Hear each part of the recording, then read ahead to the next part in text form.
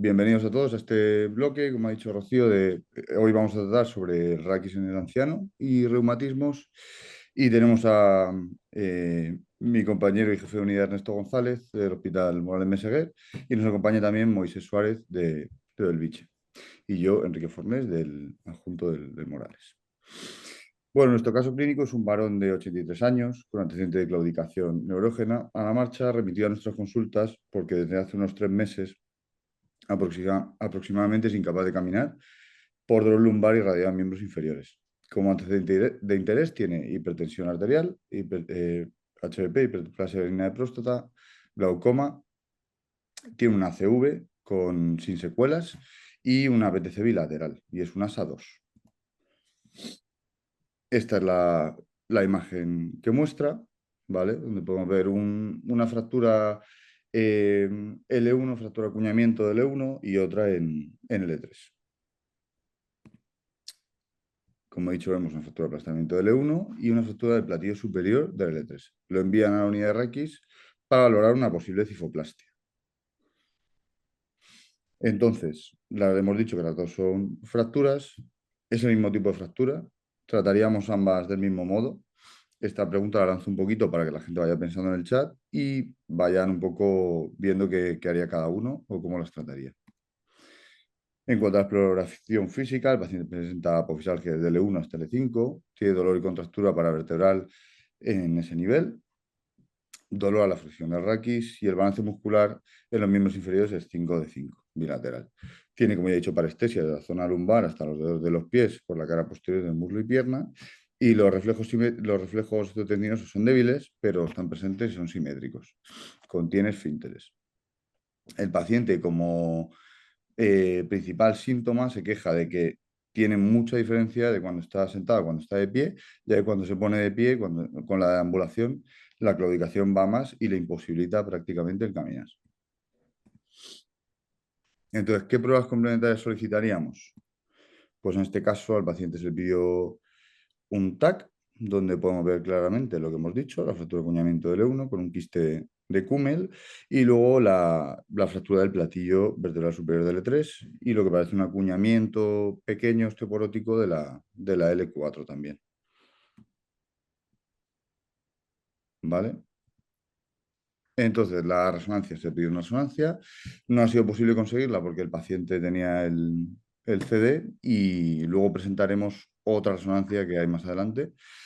Y como ya he dicho, presenta una fractura vertebral osteoporótica con aplastamiento L1, quiste de Kummel y fractura crónica del platillo superior del L3 y lo que es muy importante, una estenosis moderada de L2 y L3 y severa de L3 y L4. Y digo que es importante porque nos va a condicionar probablemente el tratamiento posterior. Entonces, en cuanto al tratamiento de este paciente, como ya he dicho, lo mandan para valorar una posible cifoplastia.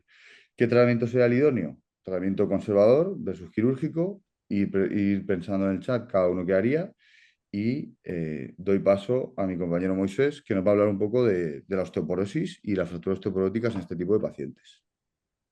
Bueno, buenas a todos. ¿Se me oye bien? Que tengo algunos problemas con el audio. Vale, perfecto. A ver, hablando del raquis del anciano y reumatismos, podríamos estar muchísimo tiempo. Es un tema súper amplio. Pero si hay una patología que creo que merece la pena que sea comentada y dar algunas pinceladas sobre ella es la osteoporosis. Aquí os dejo la definición de la OMS, que dice que es una enfermedad sistémica que se caracteriza por una disminución de la masa ósea y un deterioro de la microarquitectura del tejido óseo que hace que éste sea más frágil y hay un aumento del riesgo de fracturas. Y por otro lado, el National Institute of Health lo define como una enfermedad esquelética que se caracteriza por una disminución de la resistencia ósea que predispone al paciente a que tenga más riesgo de fracturas. Bien, pasamos diapositiva, Quique. Que sepáis que es la enfermedad ósea metabólica más frecuente y que es el problema de salud más importante después de las enfermedades cardiovasculares. Tiene una importancia muy grande. Hay 1,4 millones de fracturas al año en Europa y con el aumento de la expectativa de vida que estamos teniendo, las consecuencias económicas y sociales son notables porque va a aumentar la necesidad de cuidados de estos pacientes. Esto muchas veces va a alterar el ambiente familiar y solo en 2010 en Europa había 37 millones de euros de gasto en este tipo de fracturas. La definición de la osteoporosis todas la conocéis. Es una DMO, una densidad mineral ósea menor a -2,5 desviaciones estándar, según el T-score. Y simplemente deciros que existen guías de práctica clínica en esta patología que son de muy fácil acceso y donde tenemos muy bien explicado qué hacer con estos pacientes. ¿A qué nos vamos a enfrentar como cirujanos de columna en relación a la osteoporosis? Pues primero lo más típico que ya todos conocéis, que es la fractura vertebral osteoporótica, que como dijo Kike es la complicación más frecuente de la osteoporosis. Dos clasificaciones que os dejo aquí. La primera es la más clásica, la de Sujita, y recientemente la AO con la Sociedad Alemana hicieron esta nueva clasificación de las fracturas osteoporóticas en 2020. Por otro lado, ¿a qué nos vamos a enfrentar también? Pues en los pacientes operados nos vamos a encontrar fallos del material, con hundimiento de cajas, enfermedades del segmento proximal, arrancamiento de tornillos, aflojamientos, pseudoartrosis, un aumento notable de las complicaciones.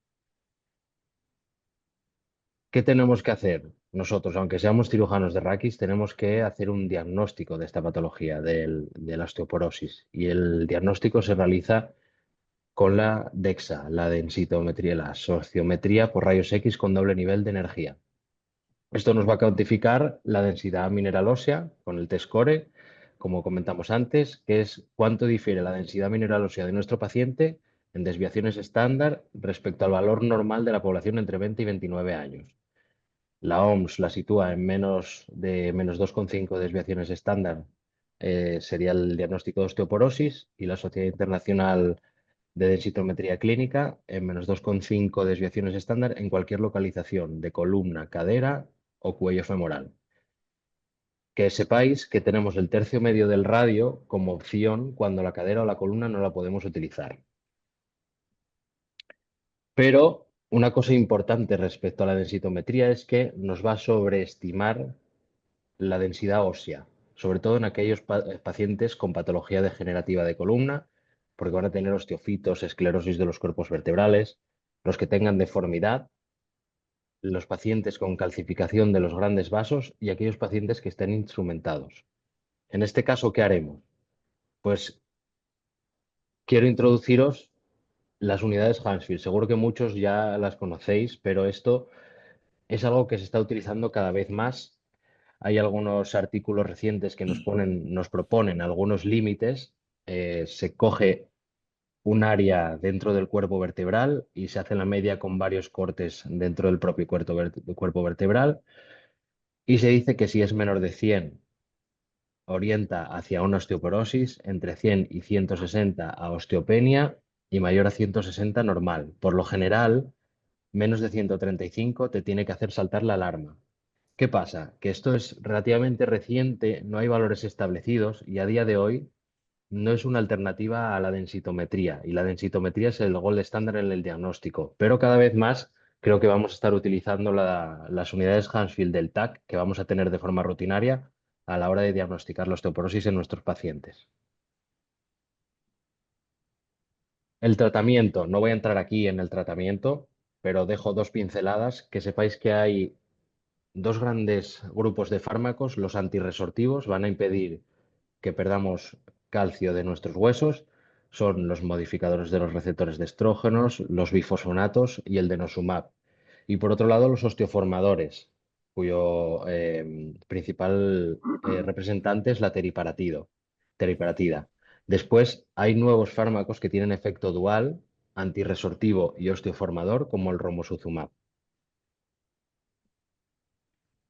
Esto lo dejo así en pequeño, de hecho, para que no lo podáis leer mucho. Son los algoritmos terapéuticos que podéis encontrar en las guías de práctica clínica de osteoporosis, que nos hacen indicar cuándo un paciente es susceptible de ser tratado en función del riesgo de fractura que tenga. Del tratamiento, que quiero que tengáis en cuenta y con lo que salgáis de esta charla, pues que tenemos que sospechar que los pacientes que vamos a tratar, en muchos casos, en patología de columna vertebral degenerativa pueden tener osteoporosis.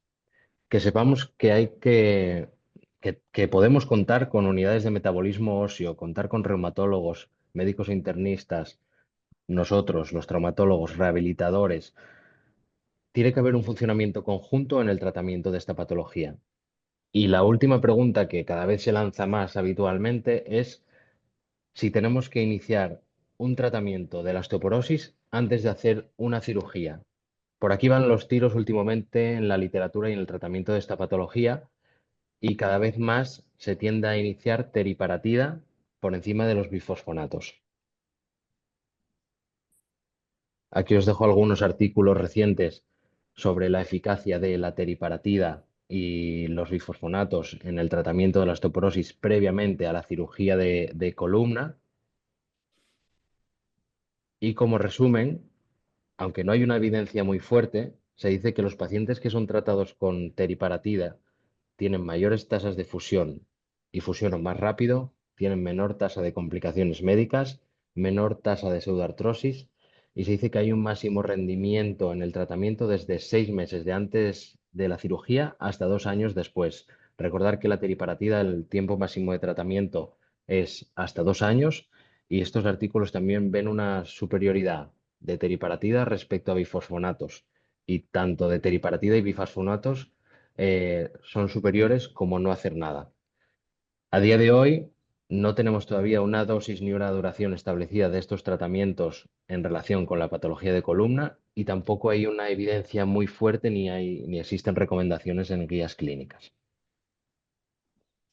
Pues bien, resumimos un poco el caso que teníamos antes y ahora aquí que seguirá para el desenlace del caso. Bueno, por resumir un poco, pues ya lo que ya teníamos. Como ya nos ha hablado muy de la osteoporosis y ya sabemos lo que es y lo tenemos un poco claro, pues tenemos la fractura de L1, una fractura de aplastamiento del platio vertebral de L3 y que no se nos olvide porque es importante lo que habíamos dicho antes de la estenosis L2, L3 y L3, L4. Esta es la radiografía que presenta el paciente. Es una radiografía tumbado, no se podía hacer en bipe, ya digo, lo toleraba muy mal el paciente y no podía prácticamente ponerse de pie. Y aquí, pues, había presentado Moy la clasificación de Fujita y yo presento la clasificación del artículo original de la sociedad alemana, que luego es la que ha puesto Moy, que se unió con la AO para establecer ese tipo de fracturas.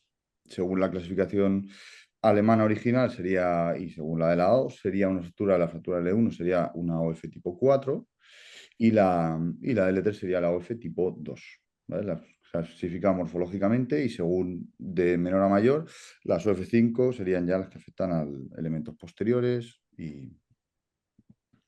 Vale, en nuestro caso, como ya habíamos dicho, pues bueno, el tratamiento, en nuestro caso lo que hicimos fue quirúrgico. ¿Vale? Y no hicimos cifoplastia, que era lo primero que bueno, lo que se nos propuso en un inicio para que valorásemos. Hicimos un tratamiento quirúrgico con dos tiempos. Una doble vía de abordaje, un primer tiempo anterior con corpectomía L1 y una caja expansible por OLIF de L3, L4 y un segundo tiempo posterior con descompresión L2, L4 y una artrosis instrumentada. El primer tiempo quirúrgico se hizo en decúbito lateral derecho, un abordaje oblicuo retroperitoneal retropleural con costotomía de la 11ª costilla. Se hace la corpectomía L1 con una colocación de caja expansible de 0 grados por 50, disectomía de L3, L4 y una caja intersomática de 15 grados de lordosis. ¿Vale? Este es el resultado en la radiografía AP y esto en la lateral. ¿Vale? Así es como quedó. Se ve que pues eso, restaura la altura, hay una buena lordosis en principio con esta sola vía y bueno, podríamos pensar que en un principio que a lo mejor para un paciente de estas características a lo mejor es suficiente con esto, ¿no? Pues vamos a ver. Se hace una resonancia, por lo que ya hemos dicho. La resonancia previa no la tenía, pero esta sí hemos podido conseguir imágenes de la resonancia una vez hecha la vía anterior, ¿vale? Aquí tenemos los diferentes cortes y podemos comprobar que en los niveles de abajo, como había dicho, en esto de aquí, L2, L3, L3, L4, pues tiene una estenosis bastante moderada severa.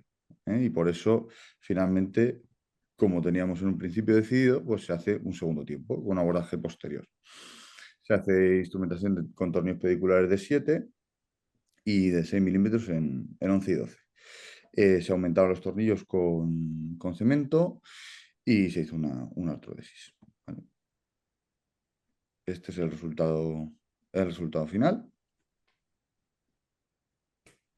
Así es como quedó. Hay una restauración igual, una fijación posterior con restauración de la alineación y restauración fisiológica y aumentación de los tornillos, ¿vale? Se respetó, evidentemente, en la vía posterior el nivel que llevaba la caja ya puesta y se hizo la descompresión de los niveles de abajo. ¿Cómo evoluciona el paciente? Pues bueno, el primer mes posoperatorio evoluciona bien, deambulaba con andador y estaba en tratamiento rehabilitador. A los 3 meses llevaba un bastón, no tenía dolor raquídeo. Persistía el dolor y acorchamiento bilateral en miembros inferiores, que se controlaba con lírica cada 12 horas. A los 6 meses evoluciona bien, no hubo complicaciones radiológicas, ¿vale? Y tomaba la lírica cada 24. Había mejorado bastante vamos, de la neurología, de la claudicación neurógena y de las parestesias. Deambula sin ayudas a los 6 meses y a los 12 meses no hubo complicaciones, realiza vida normal, se toma analgesia ocasional. Entonces, por resumir un poquito, en los ancianos que tratamos como este, aparte de la osteoporosis, como ha explicado muy bien Moy, pues tienen un concepto que se llama fragilidad, que es una reducción de la reserva fisiológica por la que cualquier agresión, como puede ser en este caso una cirugía, pues les produce una alteración de la homeostasis que lleva pues, a trastornos típicos del anciano, como son el delirium, las caídas o la incapacidad. Y entonces esto, cualquier cirugía de este tipo lo agrava más, son pacientes polimedicados y normalmente con otras patologías, como en este caso. Otra cosa muy importante a tener en cuenta en estos pacientes es la alteración del perfil sagital. En estos pacientes hay una pérdida del lordosis lumbar, hay un aumento de la tifosis dorsal y hay una serie de mecanismos compensadores, tanto en pelvis como en miembros inferiores, que les produce un desequilibrio anterior. Este desequilibrio anterior conlleva normalmente dolor, contractura paravertebral y discapacidad. Les provoca mucho dolor, les cuesta andar y en este caso en concreto, si le añades la estenosis, pues encima tiene claudicación con la marcha. ¿Qué es importante saber de los parámetros radiológicos sagitales? Bueno, esto daría para una charla entera y para debatir incluso varios días. Entonces, no me he querido meter demasiado en esto, pero sí quiero dar alguna pincelada porque consideramos que es bastante importante también en el anciano y en cirugía, no tanto cirugía de deformidad, pero también este tipo de cirugías. Y principalmente tenemos que tener en cuenta 3 parámetros: la incidencia pélvica, el tilt pélvico y el sacral slope. Eh, Estas son las mediciones clásicas y simplemente comentar que en este tipo de pacientes la desviación excesiva de estos parámetros se asocia de manera significativa con mayor grado de discapacidad, medido con escalas objetivas como la escala de Overstreet, ¿vale? Aquí os dejo un artículo que si queréis echarle un vistazo está bastante bien. Resume todo con muy buenos esquemas. Me ha gustado bastante. Entonces, volviendo a nuestro caso, la incidencia pélvica de nuestro paciente era de 52 grados, el TIL de 27 y el slope de 24. ¿Vale? La lordosis lumbar es la incidencia pélvica más o menos 10 grados y teníamos más o menos una lordosis lumbar entre el E3-S1 de 39 y entre el E1-S1 de unos 40 grados, que se puede ver aquí. Aquí, bueno, seguramente en el chat a alguien se le habrá ocurrido esta pregunta. Sí, normalmente en este tipo de pacientes, que es una pregunta que también se me ocurre a mí y la dejo reservada para luego que Ernesto nos responda.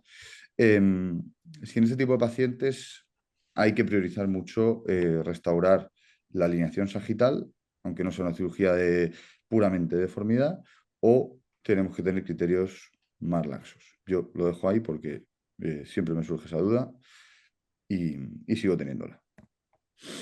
Entonces, en cuanto al tratamiento quirúrgico específico en este tipo de pacientes, en el anciano, en cuanto a fracturas agudas, pues la podemos tratar como en el paciente joven. Podemos hacer desde una cifoplastia a un tratamiento que no sea quirúrgico o incluso podemos hacer instrumentaciones cortas, cementadas, no cementadas. mientras que las fracturas crónicas, como es nuestro caso, de más de 3 meses de evolución, podemos hacer una vía posterior, una vía anterior o una doble vía, como el caso que nos ocupa. La vía posterior, como ventajas principales, restaura la alineación, pero normalmente precisa osteotomías, que en este caso, en ancianos, asumimos una morbilidad que en algunas series llega incluso al 45%. La vía anterior nos permite descompresión indirecta en las fracturas de tipo crónico como esta y descompresión directa en las que son más agudas y tienen un fragmento en retropulsión, y podemos reconstruir la columna anterior con un buen soporte anterior. La doble vía, en este caso, da una fijación muy sólida, se puede hacer una descompresión directa, pero hay que dividirla en dos tiempos, ya que, como he dicho antes, son pacientes frágiles, responden muy mal a este tipo de cirugías tan agresivas y pueden tener complicaciones muy altas y muy graves, ¿eh?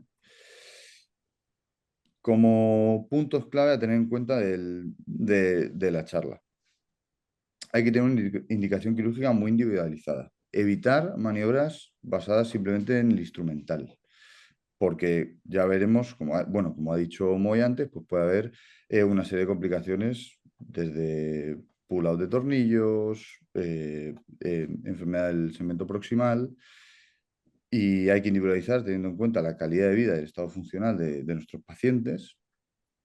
El tratamiento quirúrgico tiene considerable tasa de complicaciones, como he dicho, con una morbilidad muy alta, pero si está bien indicado, como puede ser este caso, los resultados pueden llegar a ser muy satisfactorios, incluso en caso de cirugías agresivas, con doble vía de abordaje, como es el caso.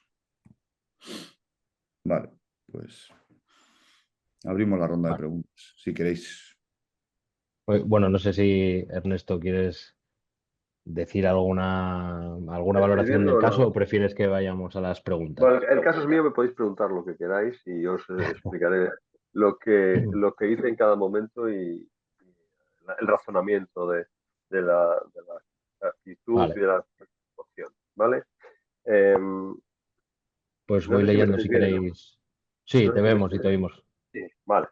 Bueno, pues lo primero que quería deciros es, bueno, agradeceros mucho la invitación. Me parece un tema muy atinado. Los pacientes ancianos y los pacientes reumáticos tienen muchos puntos en común, entre ellos la fragilidad ósea, pero también la fragilidad de la salud y el riesgo aumentado quirúrgico. Y luego, segundo, agradeceros que me consideréis un experto, aunque si por experiencias como los humanos conocemos o como llamamos a nuestros errores, pues a lo mejor sí que soy un experto. Bien, no sé si empezar con alguna pregunta vuestra o empezar a contestarlas del chat. ¿Qué os parece? Si queréis, voy leyendo las del chat y luego vamos lanzando preguntas. Vale. Mira, en el Vale. chat, Rocío pregunta si habíais solicitado teleradiografías. Imagino que esto sería difícil porque con el paciente El encamado paciente por no el dolor. toleraba, sí, no toleraba la bipedestación para hacerse la teleradiografía y la resonancia no se ha encontrado porque se la habían hecho en centro concertado y la tenía el paciente. La que ha presentado Enrique es la que se hizo después de la primera cirugía, donde se veía la estenosis después de la descompresión indirecta por la caja en la zona distal. La La siguiente evaluación de la... pregunta. Sí, Sí, esta la sí, estoy vete leyendo. leyendo. Ah, vale, Eh, perfecto. la severidad de la osteoporosis preoperatoria. No tiene un DEXA scan el paciente, pero este paciente tiene varias fracturas osteoporóticas, entre ellas la reciente del E1 que presenta una pseudoartrosis con el quiste de Kummer, que es una pseudoartrosis del hueso esponjoso, ¿no? Y que es la que está produciendo la clínica neurológica que no tenía antes. Antes tenía una claudicación erógena a la marcha y después de un traumatismo más o menos irrelevante, de hecho este paciente se ve en las consultas, no se ve en las urgencias, derivado de la urgencia, pero no se ve directamente en urgencia ni ingresa. Es un paciente que pierde la capacidad de amputar. Antes tenía poca y pasa a no tener ninguna. Si examináis la radiografía, hay fracturas antiguas en el E4, hay una fractura antigua en el platillo superior del E3 y hay una fractura reciente. No creo que la DEXA en este paciente me vaya a cambiar la decisión de cementar tornillos y de hacer un apoyo anterior. Por eso no tiene una severidad, una evaluación de la severidad preoperatoria. Sí que es cierto que este paciente no se opera inmediatamente, puesto que el examen en decúbito, que es muy relevante, no muestra ningún tipo de déficit y sin embargo es incapaz de caminar.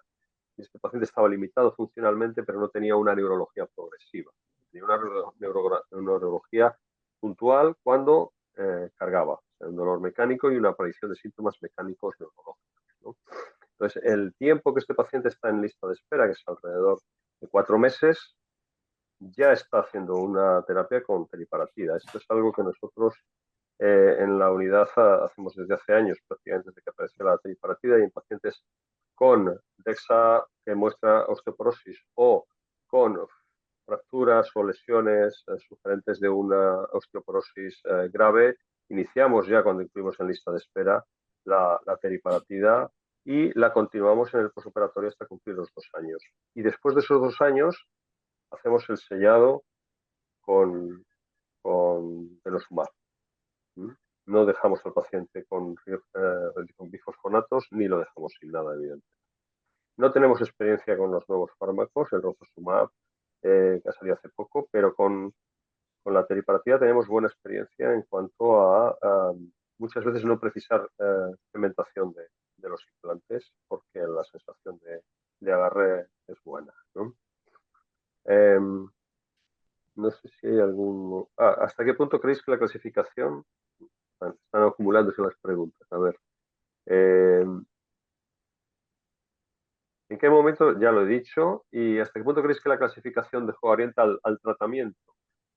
Vamos a ver, has presentado la de Sujita. A mí la de Sujita es una clasificación que me gusta, pero no me gusta para decidir el tratamiento, sino para valorar el riesgo de que una fractura que inicialmente puede parecer más o menos benigna tienda a colapsar.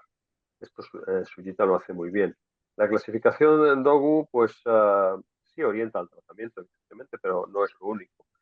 Aquí en el paciente anciano hay que considerar el estado general de salud. Esto también es algo que debemos de tener claro cuando se ofrece cirugía al paciente. Hay que consultar con sus médicos, con su geriatra, con su internista o si es un paciente reumático con su reumatólogo, para que ellos te den una idea mucho más clara de cuál es el estado del paciente. Hablar con anestesia. La clasificación ASA nos puede ayudar también a la hora de determinar el riesgo perioperatorio, y en el tiempo en el que está en lista de espera se hace una prehabilitación.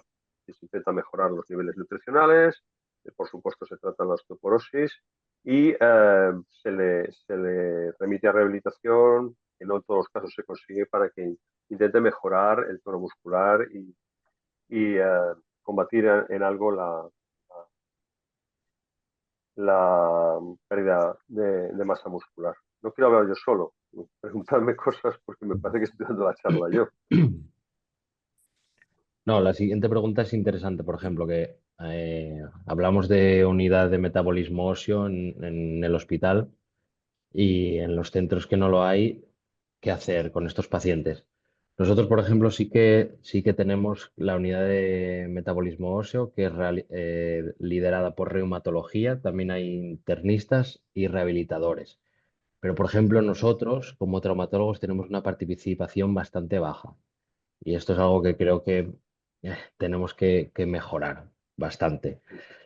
Eh, yo hay una cosa que os quería preguntar, a ver cómo lo hacéis vosotros, Ernesto, a la hora de empezar el tratamiento con teriparatida. A mí, por ejemplo, me da un poco de vértigo porque tienes que mirar la función renal del paciente, solicitar analítica con calcio, ver cómo está la PTH y iniciarlo de mano. Luego te va a implicar un seguimiento de ese paciente, que muchas veces con el colapso de consultas que tenemos, cuando acabe el tratamiento después de la cirugía para volver a continuar con otro tratamiento más, no sé, a veces me parece complicado y casi prefiero derivarlo a reumatología para que lo hagan. Pero ¿qué pasa? Que muchas veces nos encontramos que los reumatólogos, iniciar un tratamiento para una cirugía todavía no está en las guías clínicas ni es una indicación que esté muy descrita.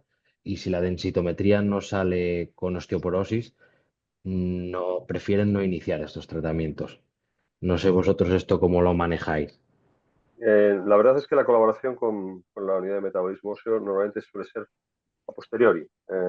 se utiliza mucho en pacientes después de fracturas de cadera, se inician los tratamientos después de tratar la lesión de cadera y no es habitual que el paciente, salvo que tenga algún tipo de osteoporosis particular, corticoidea o que sea un varón, se remita por el colapso de los servicios de reumatología. Entonces, lo que nosotros hacemos particularmente es, nosotros tenemos una batería de pruebas analíticas bastante amplia donde se contemplan pues tanto proteínas como función renal, como vitamina D, como calcio, y esto se le pide al paciente en el momento de inclusión de lista de espera, y si no hay alteraciones se le prescribe la teriparatida con el aviso de que si tiene alguna intolerancia a través del médico de cabecera pues lo comunique y se pueda interrumpir o vuelva a consultar con nosotros. Pero paciente con antecedentes de fracturas vertebrales como el que hemos visto o con una DEXA claramente osteoporótica, nosotros iniciamos el tratamiento con teriparatida y también muchas veces remitimos a endocrino para mejorar el estado nutricional de los pacientes, básicamente los octogenarios, ¿no? Porque hablamos de paciente anciano, pero anciano, ¿qué es un anciano hoy en día? Un anciano hoy en día, pues yo creo que hay que considerarlo más biológica que cronológicamente, ¿no? Y sí que es verdad que cronológicamente los pacientes octogenarios todos o casi todos van a tener bueno, pues, alguna patología concomitante o alguna limitación que puede mejorarse en esa fase de prehabilitación preoperatoria en el caso de que sea una cirugía programada. En los casos de las cirugías urgentes o preferentes no se puede hacer nada de esto. Evidentemente, aparte de la teriparatida, pues también prescribimos calcio y vitamina D. Si no salen los valores calcio siempre, la vitamina D si salen alterados, que suele ser. Vale. Nosotros no contamos con un geriatra, es el servicio de medicina interna, no sé cómo, quizás en hospitales mayores tengan este servicio de geriatría, pero realmente estamos en muy buena comunicación con medicina interna, con endocrino y con reuma para el seguimiento y la valoración de este paciente. Pero a veces no solamente es el seguimiento, que sí que es verdad que cuando los operas los vas a ver por lo menos 2 años, que es el tiempo que la teriparatida hay que mantenerla, pero bueno, medicina interna cumple bastante bien todo el problema o todo el proceso intrahospitalario, el ingreso y el perioperatorio.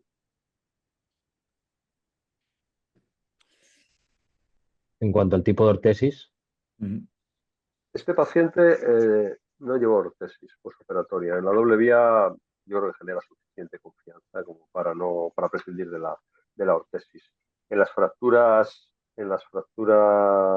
osteoporóticas de tratamiento no quirúrgico, dependiendo si son lumbares hasta L1, hasta L2, L1, L3, utilizamos el J-Wedge y para más altas torácicas utilizamos un corsé de Taylor, un tóraco lumbar semirrígido.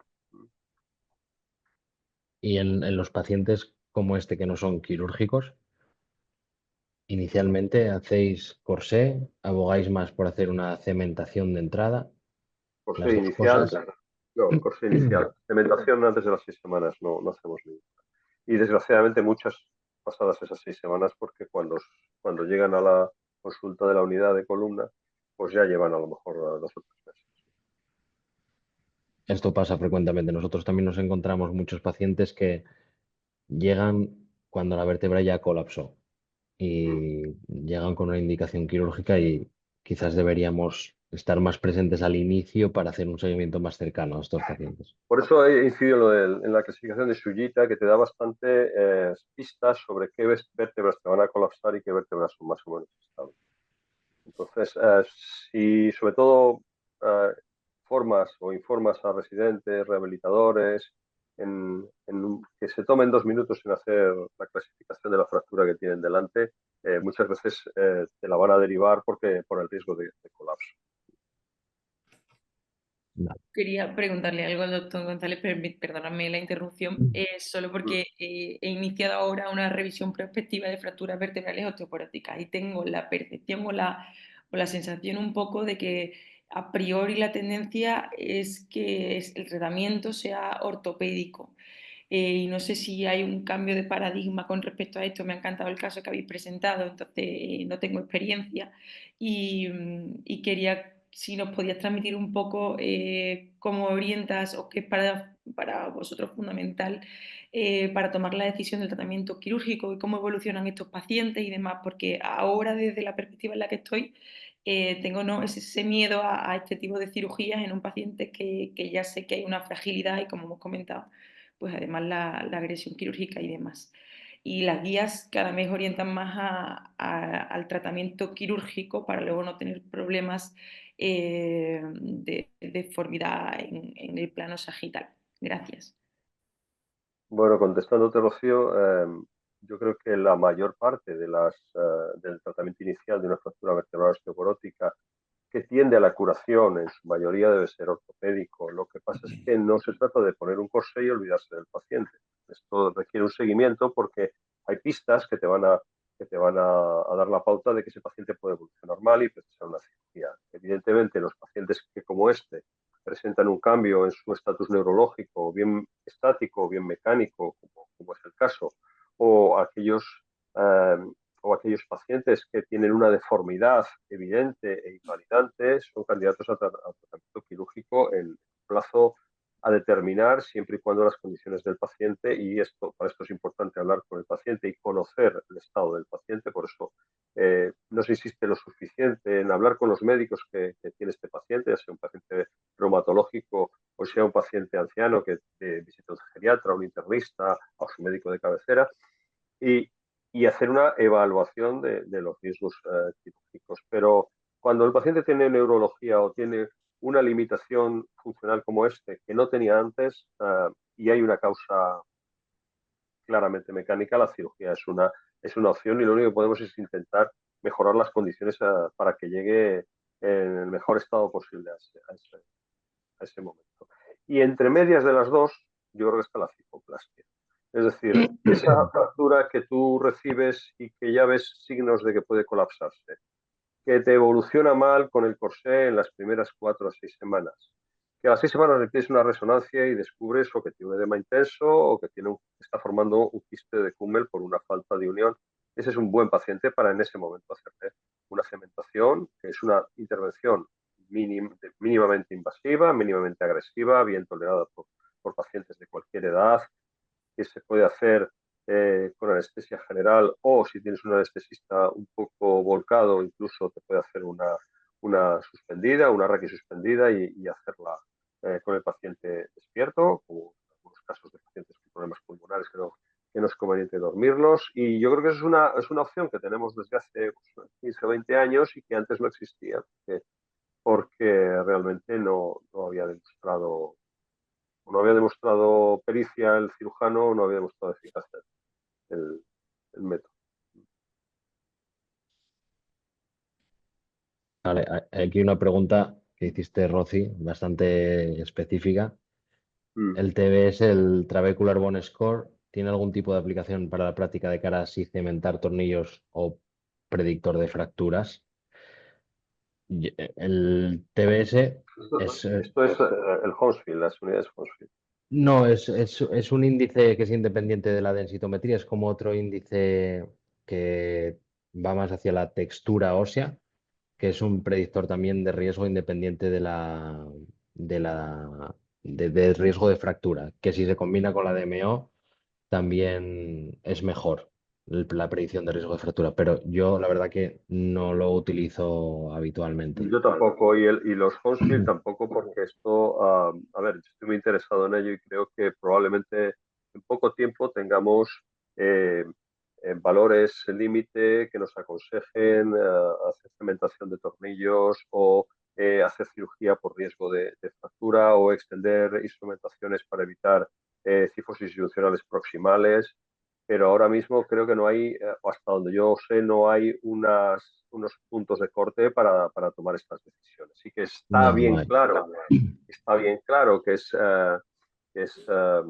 ofrece ventajas sobre la densitometría ósea, está bien claro que se relaciona con una mayor frecuencia de fracturas la disminución de las unidades Hounsfield, pero ni los radiólogos te ofrecen una ofrecen facilidades para tomar estos datos, ni hay en la literatura valores precisos para tomar estas decisiones con seguridad. De hecho, lo que yo he leído está todavía, digamos, extendiendo la indicación a muchas cosas. Por ejemplo, hay gente que está estudiando qué zonas de la vértebra con unidades Hounsfield son más duras para dirigir los tornillos en esa trayectoria, para condicionar la trayectoria de los tornillos, para indicar segmentaciones de vértebras proximales a la estructurada, etcétera. Pero todo esto se ha escrito mucho, pero no se ha concretado demasiado hasta donde yo sé. Y desde luego en la práctica clínica diaria seguimos utilizando el DEXA-scan como el método de corte para el tratamiento de la osteoporosis o para las decisiones de cementación o de dobles vías. Vale. Después hay una pregunta de Guillem que si desde vuestra experiencia creéis que tiene mucha importancia el uso del corsé desde un inicio para evitar el colapso vertebral. Ninguna. Yo, yo creo que lo Ninguna del utilidad. corsé... Ninguna utilidad. Yo creo que ya Joan Bagó hace mucho tiempo demostró que no evita el colapso. Puede tener un cierto efecto analgésico y no siempre, pero no evita el colapso. El colapso está más relacionado con el tipo de fractura y con la fragilidad del hueso que con el uso del corsé externo. Sí, nosotros, por ejemplo, sí que lo ponemos. Está claro, en la literatura, ni en la fractura osteoporótica, ni en la fractura vertebral en general, ha demostrado evidencia de que vaya mejor los pacientes con corsé, pero lo ponemos desde el punto de vista de recordarle un poco al paciente que evite hacer una flexión anterior del tronco y por ayudarle un poco al control del dolor y que se sienta un poco protegido. Y también a modo legal, parece como que estás haciendo algo, estás poniendo un Sí, tratamiento.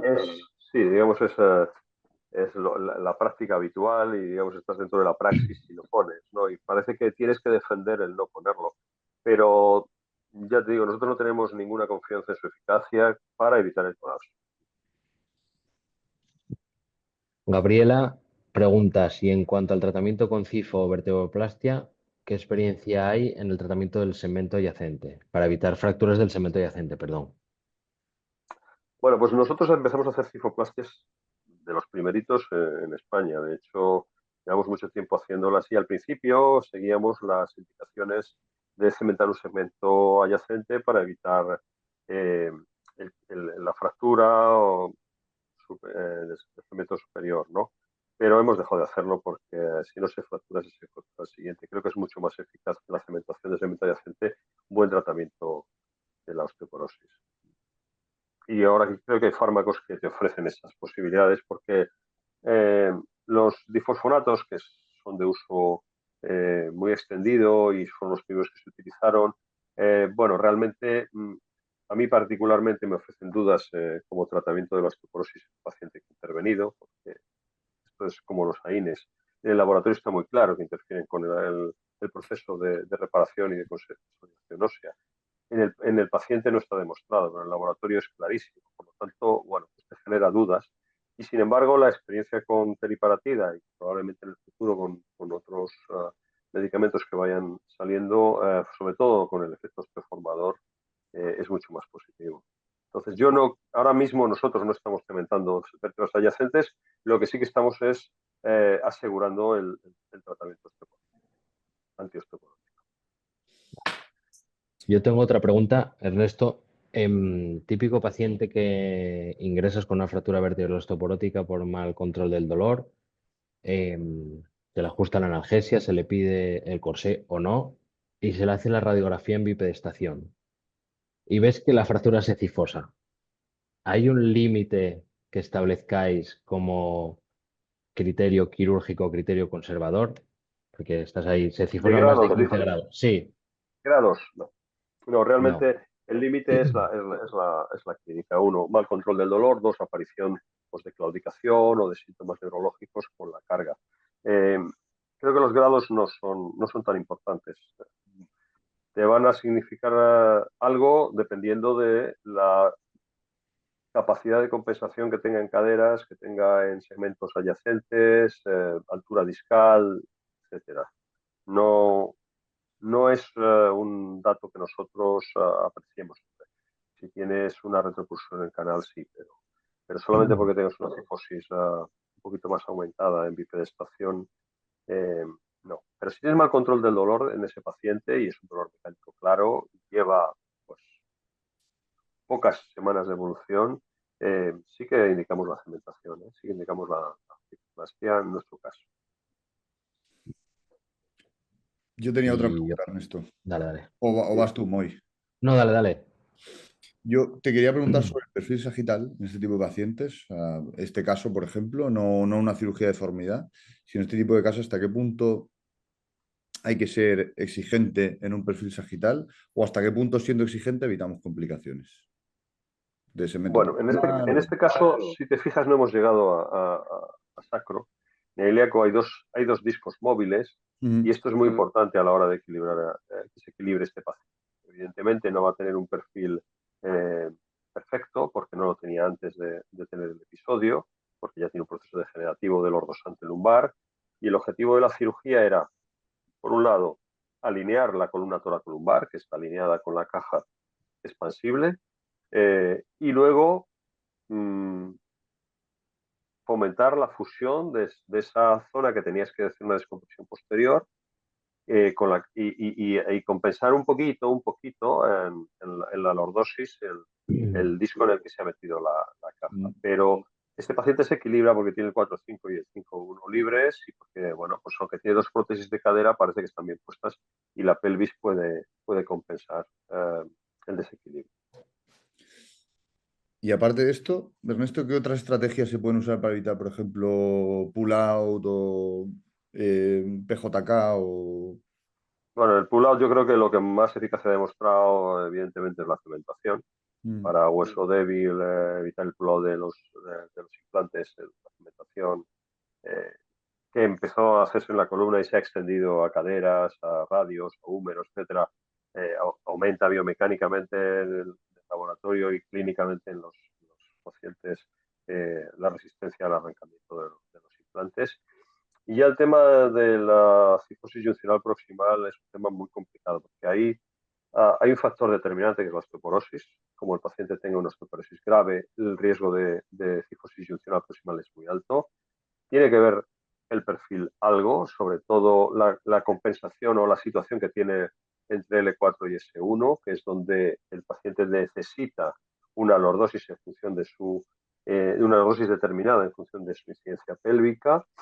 Y bueno, pues tampoco hay ningún sistema que haya demostrado infalibilidad a la hora de evitarlo. Nosotros empezamos a utilizar ganchos transversarios y supralaminares para acabar las instrumentaciones y se arrancaban o se rompían las láminas o las transversas. Utilizamos cintas y en las espinosas lumbares, si no es una instrumentación larga, o barras submusculares con tornillos cementados proximales para intentar, con una vía de Wilson, intentar preservar el tirante medio, pero no hay una fórmula mágica para evitarlo. Es un poquito de arte y un poquito de considerar la osteoporosis que tiene el paciente. Cuando tenga mucha osteoporosis, te va a hacer una cifosis intencional proximal con toda probabilidad. Hagas lo que hagas y le dejes el perfil como se lo dejes. Evidentemente, si se lo dejas mal, te la hará antes y te la hará peor. Te hará un fallo más que una cifosis. Ernesto, Sí. en este caso que utilizasteis cajas, ¿nos podéis dar alguna recomendación a la hora de poner una caja en un paciente osteoporótico? Cuando empezamos, siempre que vamos a poner una caja, queremos poner la caja sí o sí, y hay veces que quizás sea mejor no ponerla o ponerla más pequeña. No sé qué recomendaciones nos podrías dar. Más pequeña en cuanto a área, no.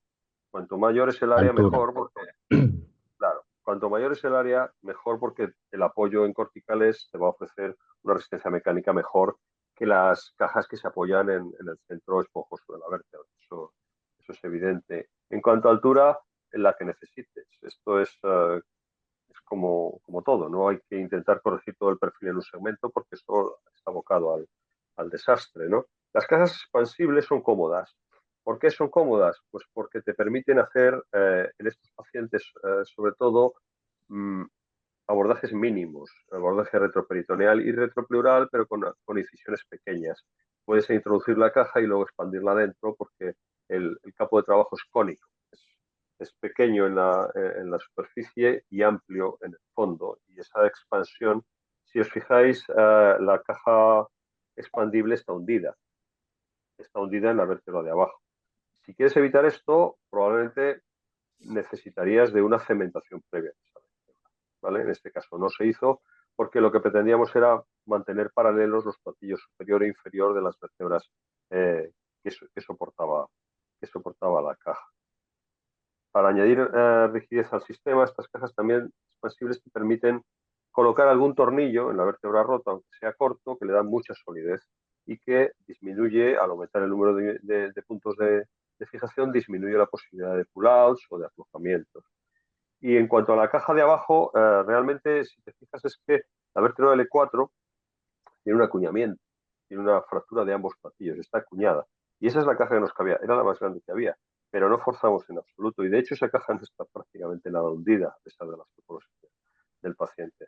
Es decir, evitar el hundimiento es o bien cementas la vértebra con una CIFO, con una vértebra o con tornillos cementados, la de arriba y la de abajo para tener un soporte, o, y siempre intentas colocar platillos que apoyen en la mayor parte del anillo vertebral y sobre todo en los márgenes donde tienes una cierta resistencia mecánica mayor que en el centro.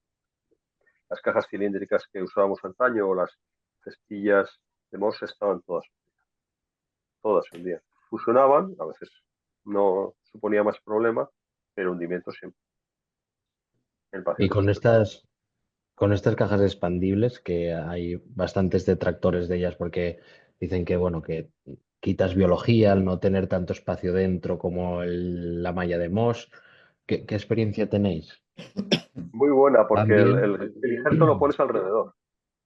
Pones dentro una cantidad simbólica, realmente metemos dentro DMO porque no pensamos que sea donde tiene que fusionar y donde colocamos la costilla que quitamos y el injerto que tengas es alrededor de esa caja. Si la ves, si pones la P, verás que tanto en el lado que no abordas como en el lado que abordas, hay espacio suficiente para hueso. Y esos platillos están perforados y tienen ventanas suficientes como para que ese hueso se, se pueda, digamos, unir a los platillos.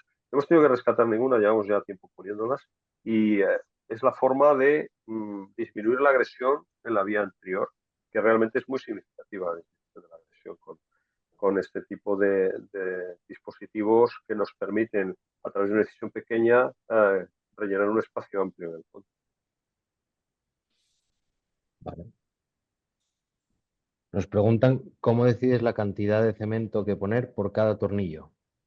Pues mira, yo no pongo más de 2 centímetros por uno. No trato de rellenar una vértebra como en una circunplastia o como en una vertebroplastia. Aquí lo que tiene importancia es aumentar el pull-out y el pull-out aumenta con una pequeña cantidad. Entre 1 centímetro y 2 es más que suficiente. Los estudios biomecánicos lo demuestran y no es necesario empeñarse. De hecho, veis que hay una pequeña fuga en el platillo que estaba roto de L3, que tampoco es hacia el disco y no tiene ninguna repercusión clínica.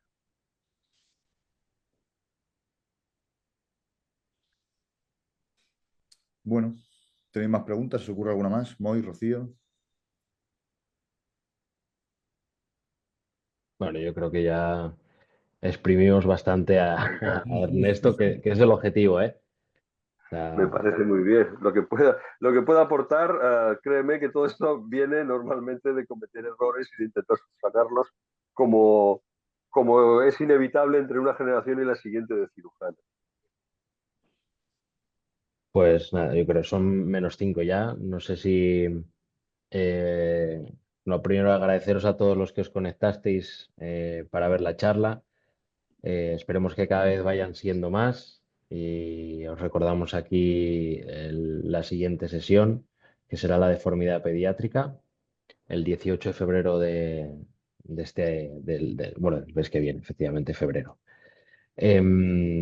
Nada, Ernesto, no sé si quieres despedirte. Bueno, pues Decir algo. mira, agradeceros otra vez la invitación. Eh, Creo que es una iniciativa estupenda. Creo que falta comunicación tradicionalmente entre médicos y entre cirujanos y entre los españoles, pues no es una excepción. Y pienso que dentro de la sociedad esto es una bonita iniciativa que puede además conectar muy bien gente que ya llevamos tiempo en esto con gente que estáis intentando meteros en este beneficio. Pues muchas gracias. Muchas gracias Nada, a todos y nos saludos a vemos en todos. la próxima. Vale, gracias, Perfecto. Moy, gracias, Ernesto. Gracias, Rocío. Adiós. Nos vemos. Chao. Chao.